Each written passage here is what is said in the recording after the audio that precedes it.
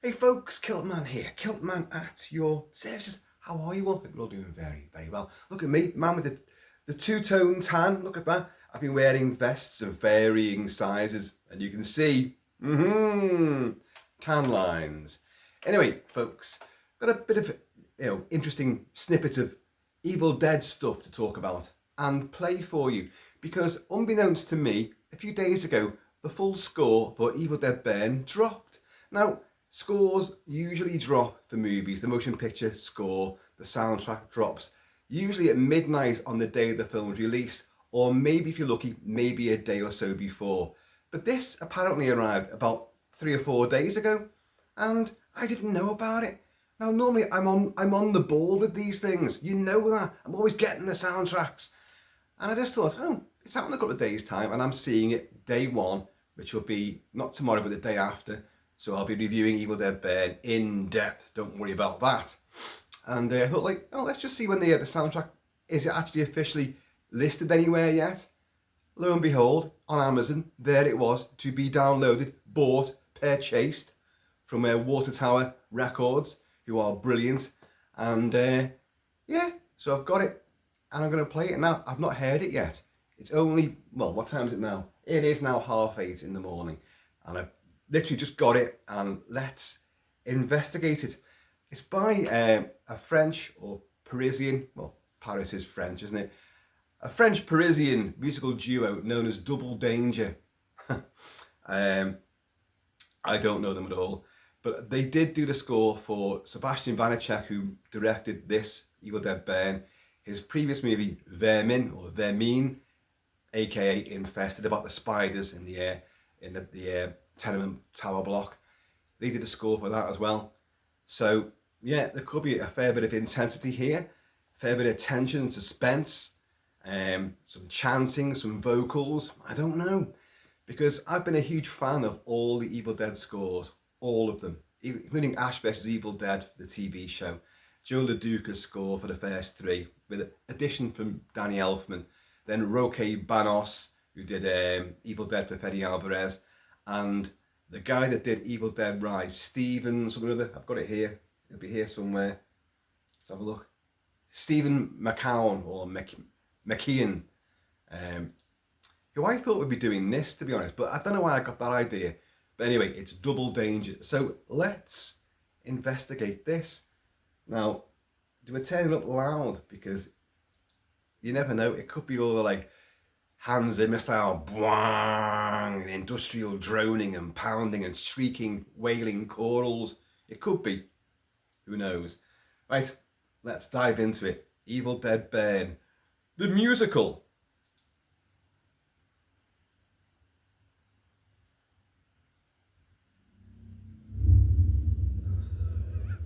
Hans Zimmer.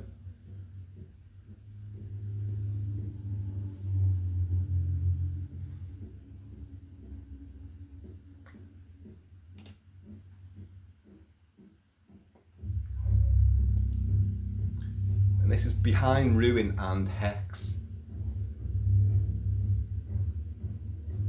So obviously the beginning. I take it it's all in chronological order. Behind the Ruin and Hex. Hex as in hexagon, or hex as in a curse, a spell.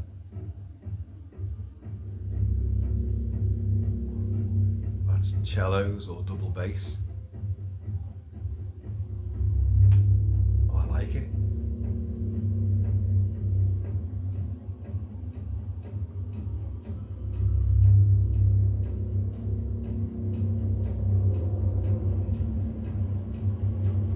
Well, it's definitely got a build. Definitely got a beat to it.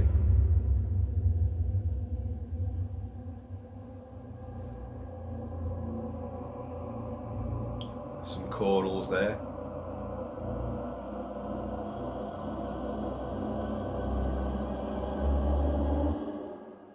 Oh, I'd hope for that to go on a bit more. Get really sort of shrieking, you know. Alright, then you get this lake story. There's a lot of tracks on this. There's 33 tracks. But looking at the end too, I'm not sure about. It says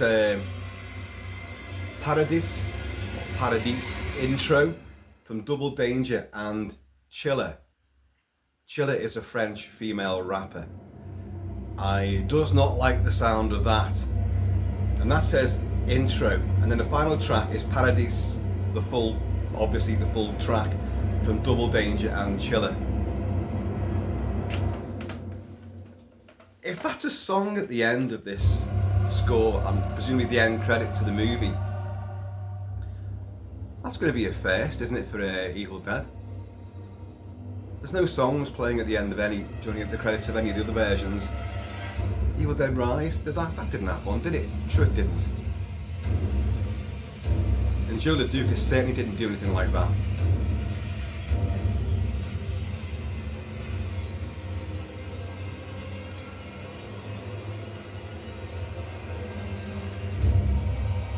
Now, I know there's many film score buffs that I know personally and I know online who will despise this already because of its sort of industrial atonal qualities.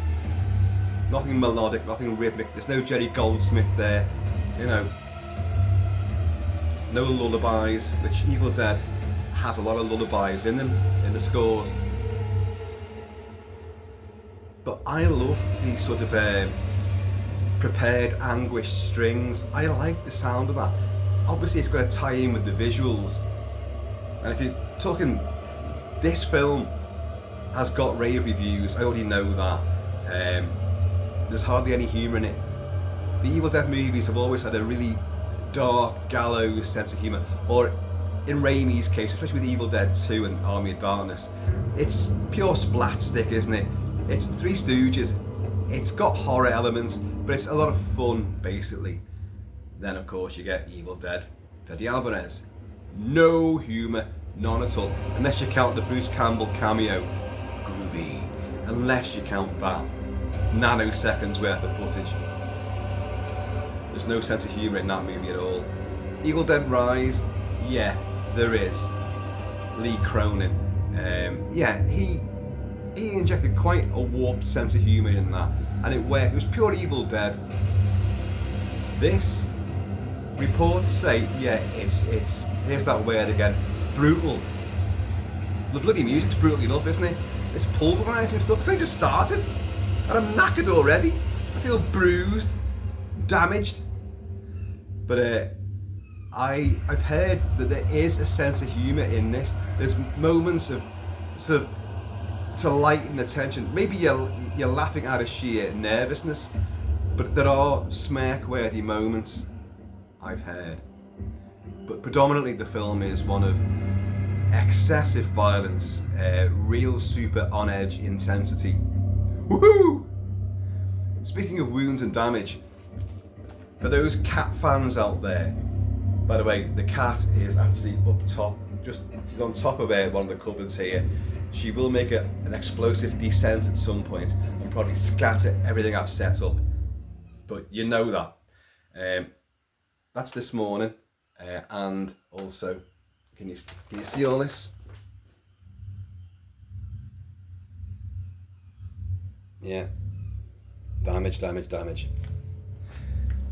that's just one hand. I've got another one. Which so far today, she hasn't actually mangled this hand yet. It's all done out of love.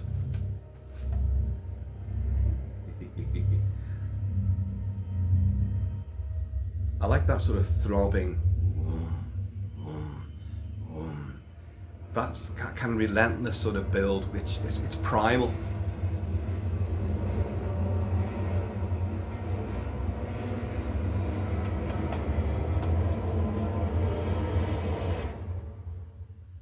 I'm loving it, actually.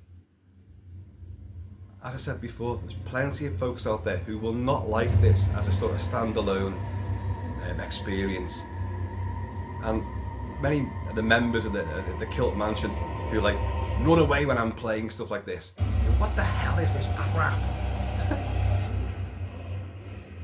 More chanting.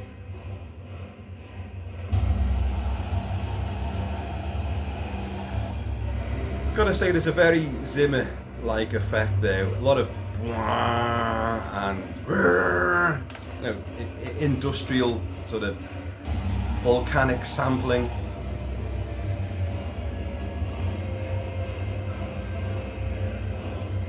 There's some great track titles here. Maybe I shouldn't say it, they could be spoilers. I don't care, I'm going to say them anyway. We found you. Evil Dead Burn. Goodbye to my son. We know the story is a woman loses her husband, goes to stay at the in-laws' remote country house. Obviously they find the Book of the Dead, and she will invoke the Book of the Dead to bring back her dead husband, and all hell will break loose for one of the worst, most hellish family reunions you can imagine. And I've been to a few of those. We got married here. We're inside. Down below.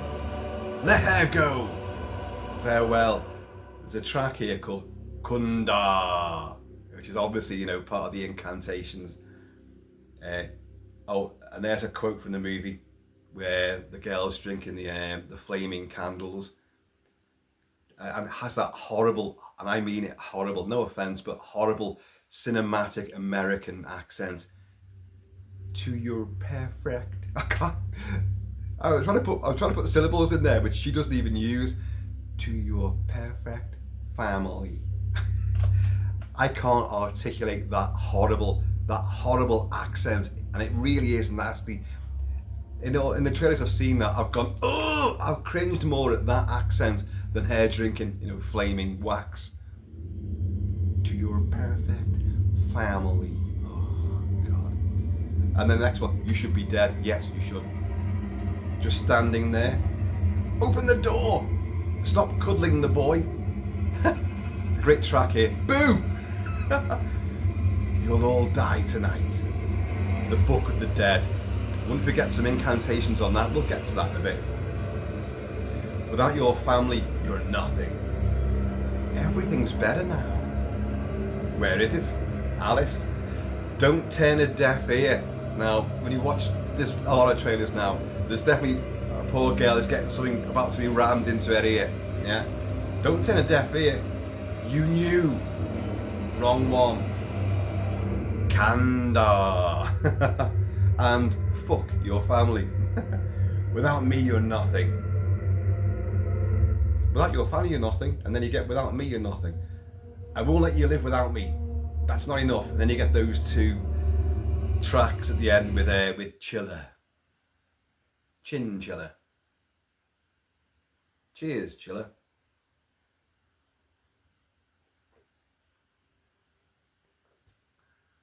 Well, we've had a fair bit of Sturm and Drang, haven't we, so far? There's been nothing pensive or melodic or sweet or gentle. And even this track I thought was going to go that way. It isn't.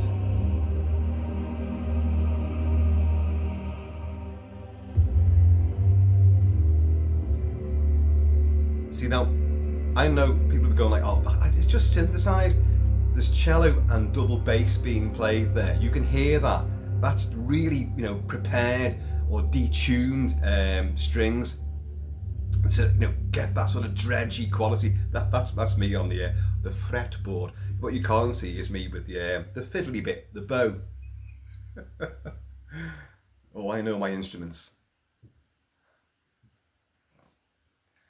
Right. I'll be barely into it.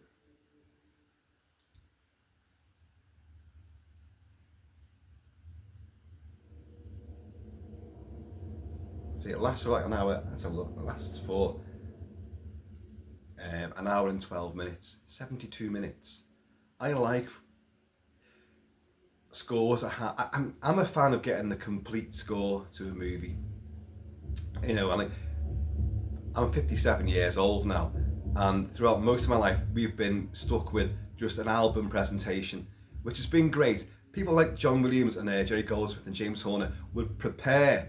It wouldn't be the full score that they created for a movie, but it would be prepared and arranged and reorchestrated and designed as an album listening experience, and that's great. But then when the boutique labels came out, like people like Intrada and La La Land and BSX records and other venues, other labels would suddenly get the rights to the full score, and they put that out, and you're like, oh wow. Some people don't like that. They prefer the album presentations. It's you know, the beauty is, you know, it's in the ear of the listener. If you love that, whatever version you love, there you go. You're not wrong. But I like to have the full version. And certainly in the last sort of, I'd say 10, 15 years, maybe a bit longer, but it's becoming more and more the trend that film scores, when they come out now, even to, you know, lowly pieces of shit, you know, the score comes out and it's the full bloody score. It's a lengthy wall-to-wall score, and you get that released, sadly not on CD so much these days, because physical media is going the way of the dodo, isn't it? Sony's not going to produce any more games on disc. It's all going to be downloaded and streamed. That's the way you're going to play games in the future. No physical media. But we've known that for at least 15 years. They're going to phase out Blu-rays, DVDs. You still get DVDs, but they're not producing them, are they? And physical media. I find it amusing that they're going to weed out CDs, DVDs, Blu-rays, and eventually 4K discs as well will just go. But vinyl's back. You can't get more physical than vinyl. I mean, you put a CD in your player, that's it. Just program it, does everything. Full long score, double album, you know, anything. It just plays and plays on repeat, whatever you want. Program it, whatever tracks you want. Job done. Vinyl, oh, it's far more physical, because you've got to get up, you've got to put it on the turntable, get the thing, plays, you listen to that bit, then you've got to go and pick it up again, turn it over. And you know, the sleeves, don't get me wrong, I love vinyl, but it's far more labour intensive than anything, you know, CDs and movies, you know. But vinyl's coming back, and people like to buy a retro VHS. And I know people that bloody well play it as well. You what? What? Why? Oh, it's nostalgia, it's the trip. I don't mind having VHS, and especially Betamax cassettes in the old style boxes, because it's a piece of history. I've talked about this, you know, in the past, and I still cling to that. But I understand that the way the world is going, don't forget, it's market driven. People don't like buying physical media anymore. So the industry follows suit, and it's download, streaming, and that's the way it goes, folks. That's all, folks.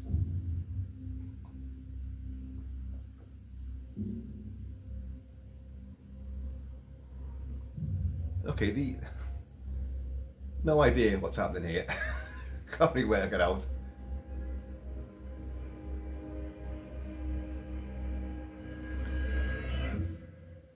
Yeah. See, I'm hearing this all for the first time as well. No pre-listening session. I just thought, as soon as I got it, I thought, I'll just play it by ear. Machine gun fire, and they get the Kilted Gardens again. That's the staff. I have them do weapons training every morning.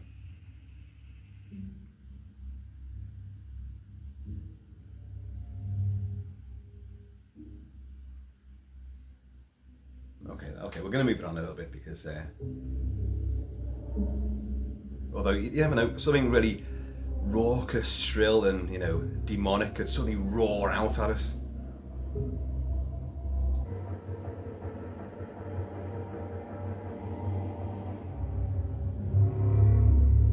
Now,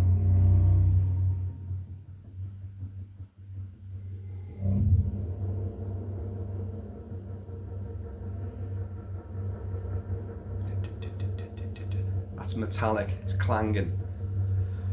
This score has a very industrial edge to it, which again goes in line with the score for Vermin Infested.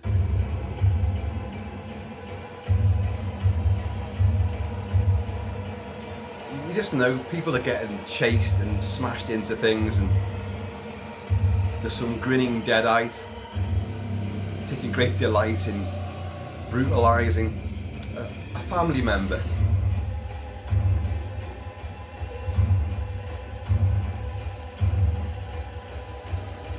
This reminds me of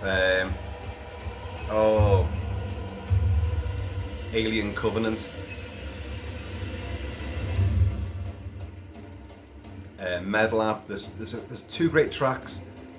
Covenant's a fucking crap movie, but the score is pretty damn good, and there are a couple of really intense sequences, and it's this kind of, and it builds and builds. I mean, the hairs have risen on back of my neck and my shoulders, because I've, like Jeff Goldblum in The Fly, I've got hairy shoulders, and you have to break the hairs off. They're like TV antenna, TV aerials.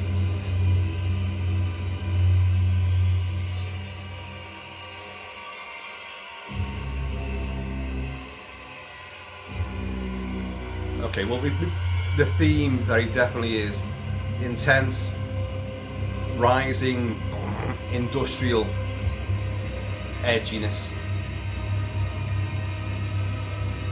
There is no beauty with the Evil Dead band.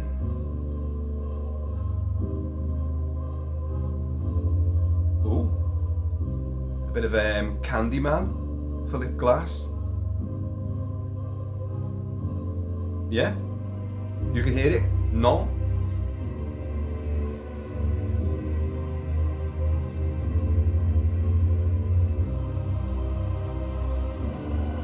Is that a piano in there as well? Again, a really heavily prepared piano, which they're hitting the keys with an anvil.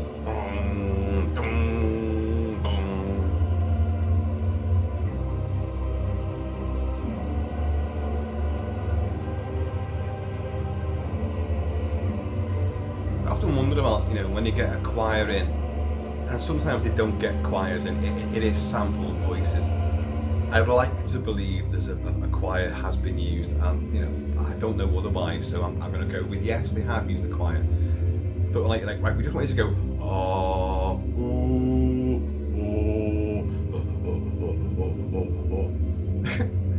But again, because I know people who've sung in choirs, I know people who've been in philharmonic orchestras and all that, and I've frequently asked them, do you get emotional about playing certain instruments and certain pieces of music?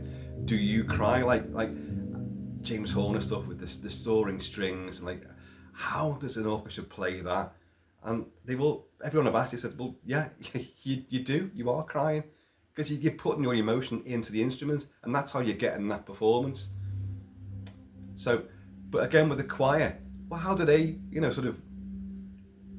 the people I've mentioned it to who do sing in choirs, I say, well, it's a performance. You're just using your voice as an instrument. The frigging birds are machine gunning out there, aren't they?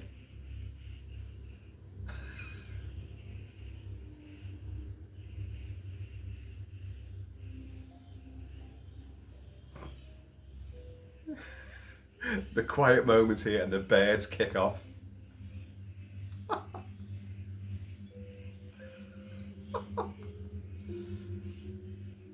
I've obviously disturbed them by using the book of birds, the book of ornithology.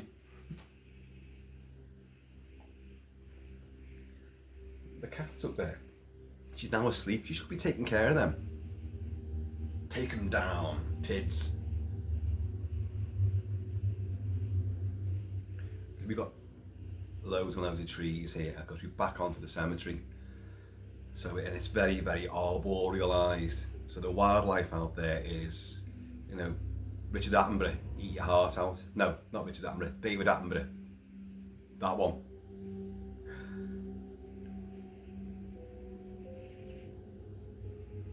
I mean, there's weird beasts that prowl around in our long grass out there, which defy any kind of zoological genus.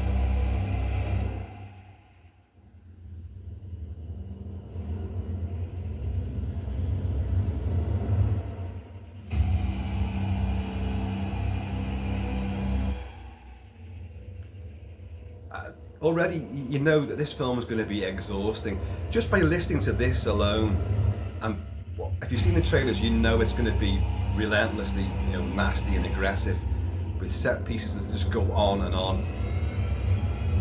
And this, there's no let up in it, is there? There's no light moments, there's no sort of pensive and reflective moments.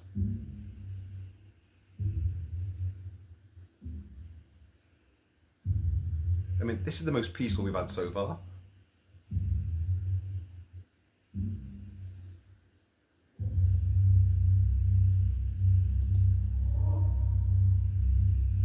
Oh, this is to your perfect family.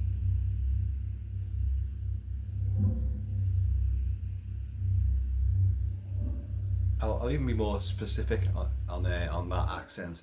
It's always a female voice.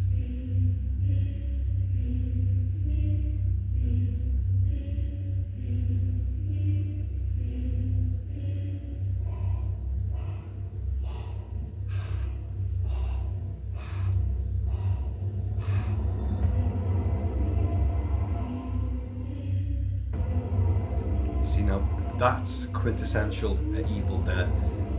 You know, an almost childlike lullaby, but twisted and bent into a sinister, you know, incantation and a taunting sort of litany.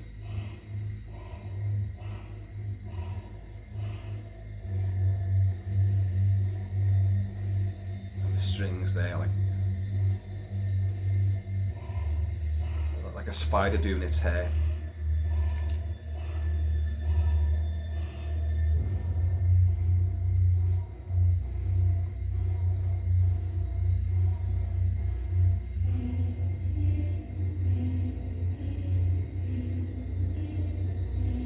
I like that.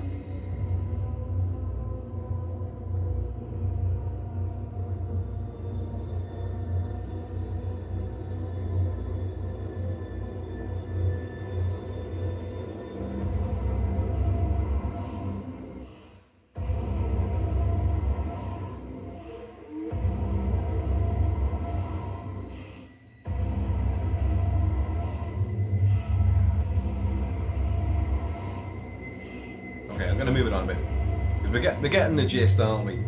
But let's just see if anything actually, you know. Oh, hang on.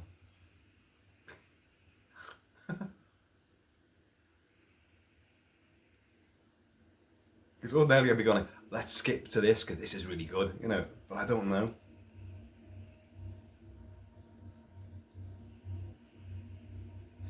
There's such a lot of this relentless,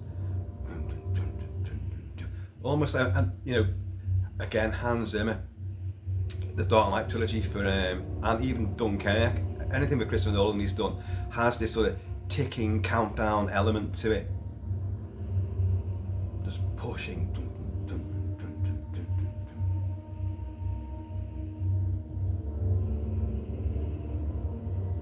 But no, we're moving on.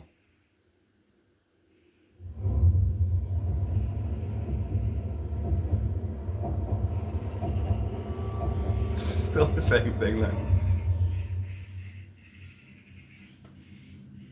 Oh, they're taking the piss now, aren't they? That's magpies for you. They cackle and they giggle, they shriek and they squawk.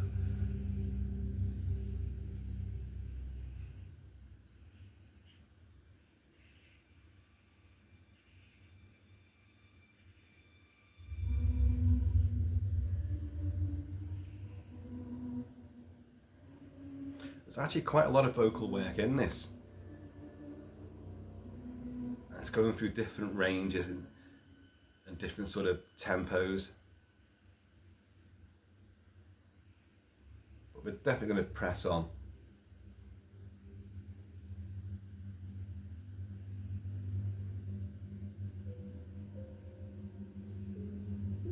Now that is definitely a piano. Or it's someone's sinews and tendons being pressed.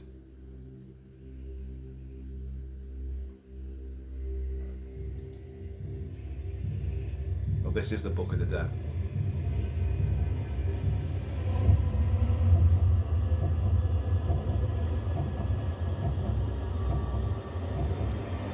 I'm getting a lot of Dark Knight from this now.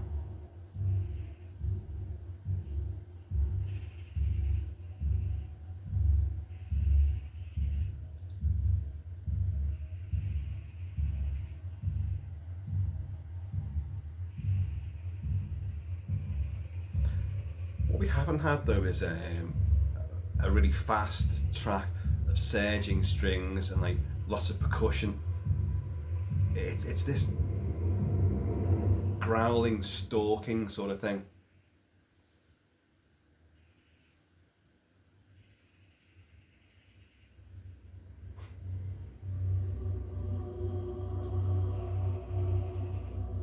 So without your family, you are nothing. Right, I'm gonna.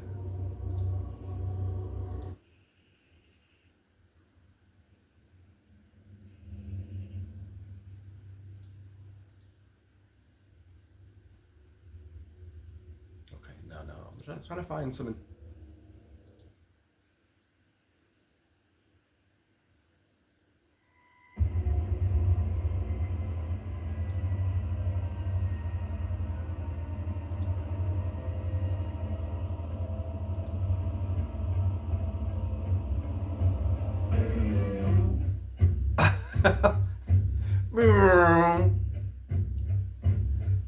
I do like these strings. Cello double bass being used in ways which the orchestra would forbid you to do. No, you don't play like that. That summons up demons.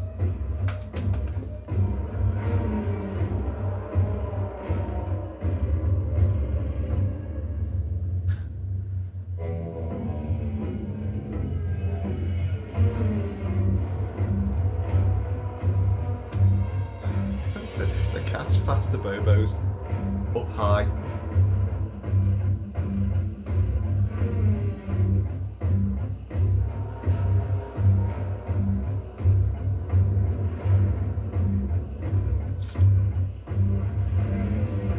Now, I'm enjoying this, but I'm painfully aware that many of you guys might not be.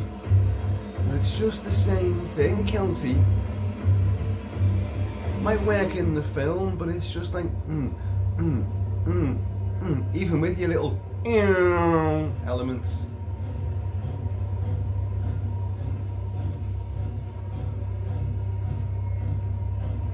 Okay, shut the door on that. Sorry, I didn't mean to intrude.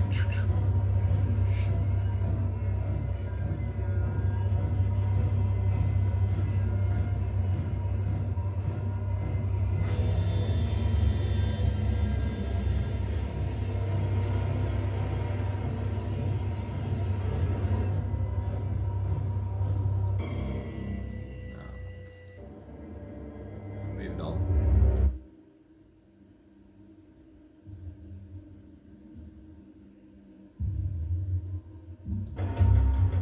Oh yeah, okay.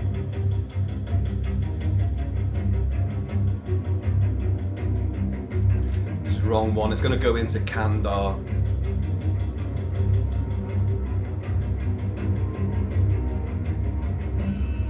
It is a very modern score. Hey, no shit, Sherlock. But in its whole sort of, its orchestration and its design,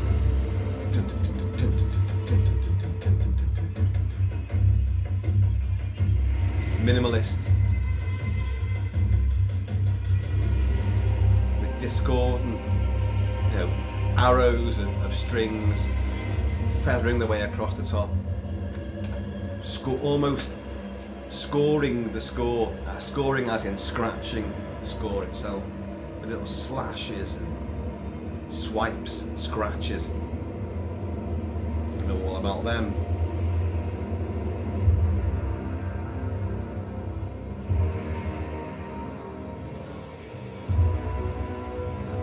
sounds like a reveal, doesn't it? Like something much bigger and, you know, or far more personal is gonna make its attack. And then nothing happens.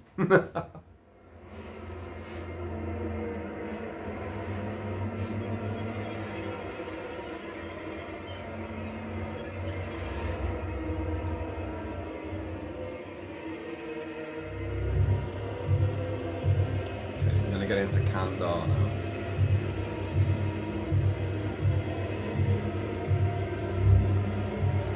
And then fuck your family.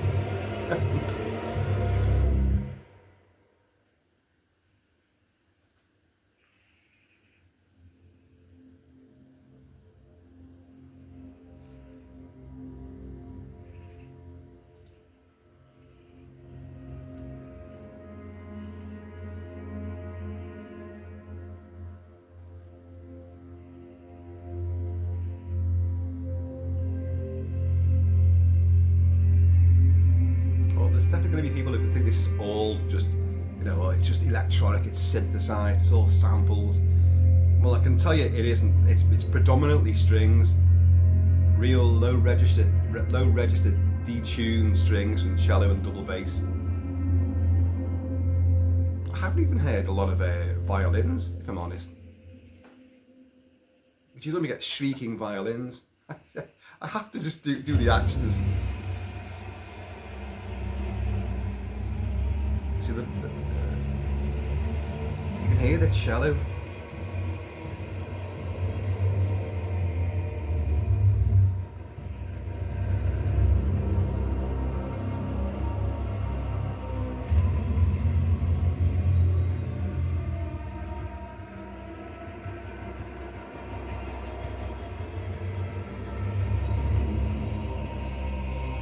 That super fast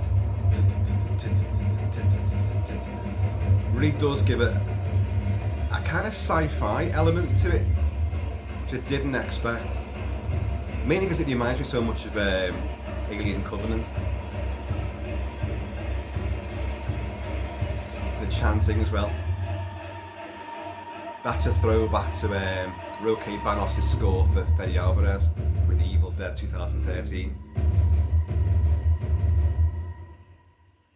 And that's got some exhilarating, fantastic tracks in that score.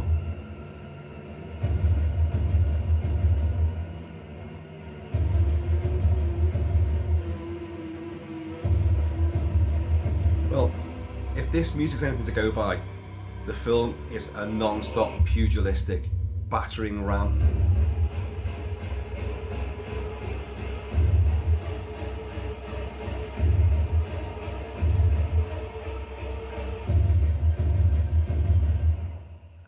Of someone running around up and down stairs, going every room she goes in. There's, I'm saying she, every room they go in, I'm assuming it's going to be a woman. There's someone getting beaten up. There's another demon face there. Someone else who she trusts has now become possessed, and she's just running around, spiraling out of control. Nowhere to turn. It's great listening to scores like this when I'm not yakking on about it. I'll listen to it again and I'll have the film or my version of what I interpret from the music playing in my mind's eye, and very often those versions are better. Sometimes that is better.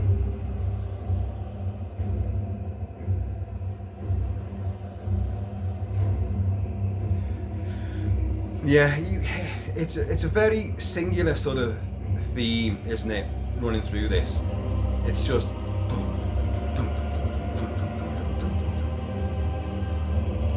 we're heading towards a finale, folks.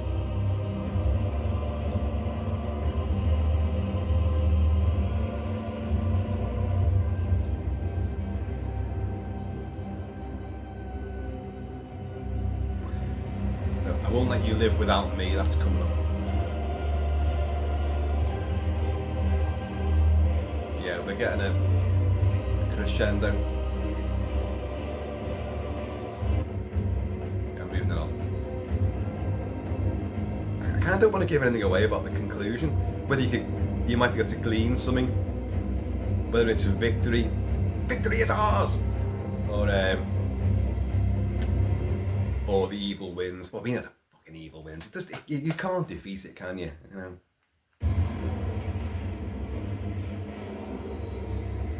This will be a final flurry of demonics.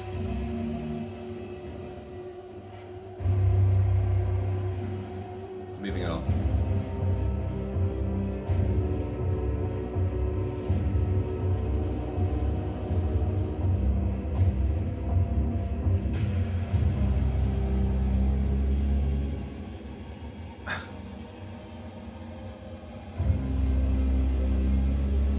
Well, it's a relentlessly dark and aggressive score. People will say brooding. It's not brooding at all. Brooding would be dark, dingy, but long sustained, you know, periods of deep, singular sort of sounding music. Described that really well, didn't I? This is violence. This is the music of violence and protracted, you know, belaboured, incredibly nasty violence.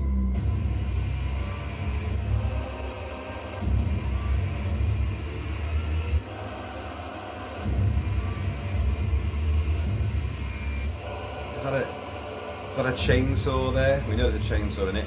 It isn't always.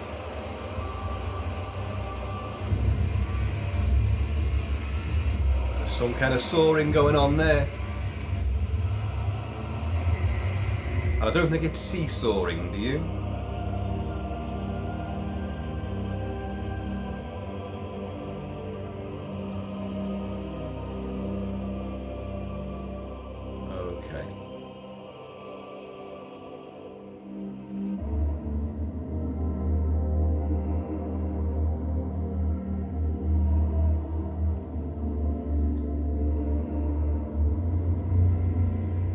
We're going to come into this paradise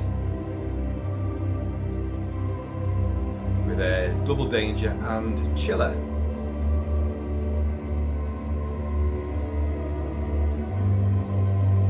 See, I don't know how I feel about it. That's if it is a song. I mean, it's gonna be, isn't it? You're not gonna hire a French rapper, you know, to be in your final track of a movie score and not do what they do.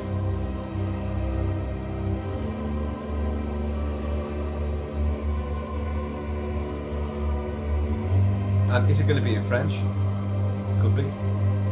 Probably is, in fact. Oh, come on.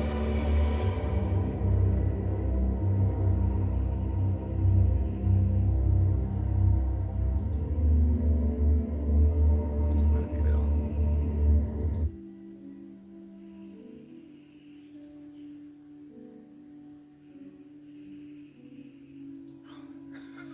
Fucking birds are still adding their own chorus.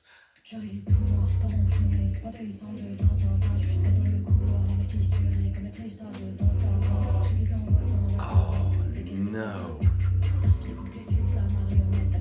Look, I'm out. That's fucking garbage. If you're into like French rap, then hey ho, c'est la vie.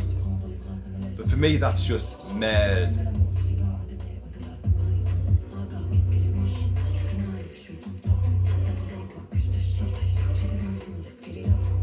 I mean, Double Danger, the composers are involved in this, and you can hear that big industrial boom.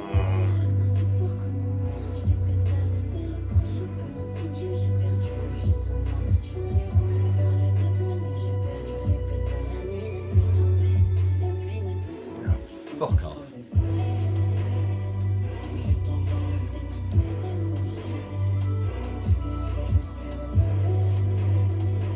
I moved it on. Oh no, that's garbage. That, I'm afraid that does not suit. And yet, look, even not seeing the film, you know damn well that is not going to suit the mood of the movie. I'm saying it right now. Now, sadly, I know there's meant to be something in the credits, and possibly after the credits. So you're gonna have to put up with that shit to find out what hook there is for well, Evil Dead Wrath, which is actually set before all this, you know, set back in 1972. And we're going to get that in 2028. We're not going to get it next year. It's a year later. But Evil Dead is on a massive sort of roller coaster again. People are loving it. I know this film, Evil Dead Burn, has got a lot of people interested.